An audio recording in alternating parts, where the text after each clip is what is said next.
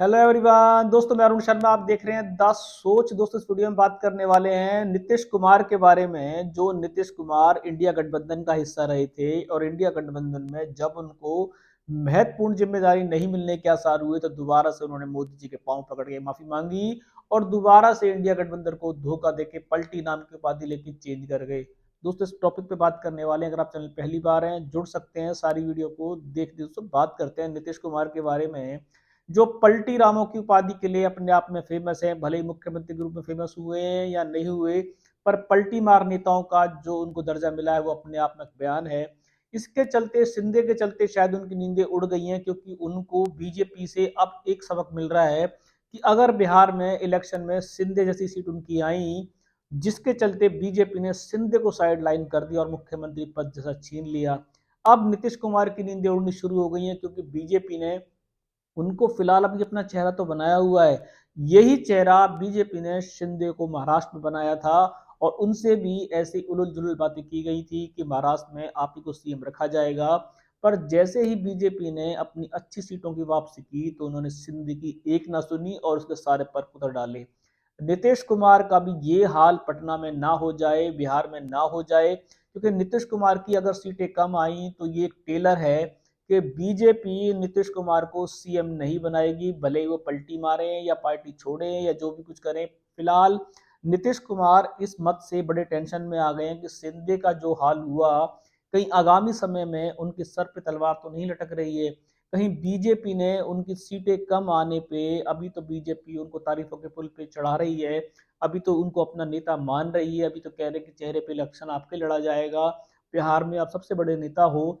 अगर गलती से बिहार में फिर राजनीतिक पासा पलट गया जैसे सिंधे का पलटा और बीजेपी अपनी बहुमत वाली सीटें लेके आ जाती है, तो नीतीश कुमार का क्या होगा? ये नीतीश कुमार को दोबारा इंडिया गठबंधन में ताल ठोकनी पड़ेगी या नीतीश कुमार को बीजेपी फिर दोहरा सबक सिखाएगी जो सिंधे को सिखाया है।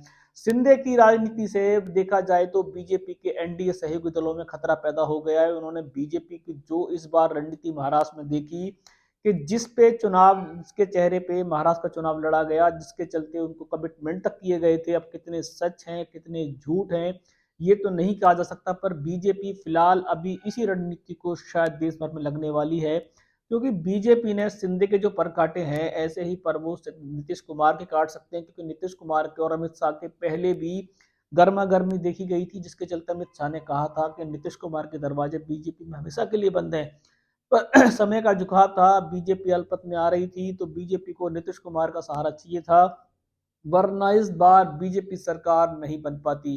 तो नीतीश कुमार से भी बदला बीजेपी इसी तरीके से लेगी जैसे सिंधे से लिया है, क्योंकि सिंधे ने जब उद्धव ठाकरे ने सरकार गिराई थी तो सिंधे ने सीधा दो टूक कहा था कि मुख्यमंत्री बनेंगे और देवेंद्र फडणवीस के हाथ से कमान छीन ली गई थी और 5 साल देवेंद्र फडणवीस को एक कड़वा घूट पी के बैठना पड़ा था, जो सिंधे को समझ में नहीं आया था और सिंधे ये सोच रहे थे कि उनकी सेना की ही हमेशा टिकट रहेगी। पर बीजेपी ने समय रहते सिंधे को साइडलाइन किया। अब यही दोहरी राजनीति बिहार में कभी भी देखने को मिल सकती है और नीतीश कुमार के रोंगटे खड़े हैं।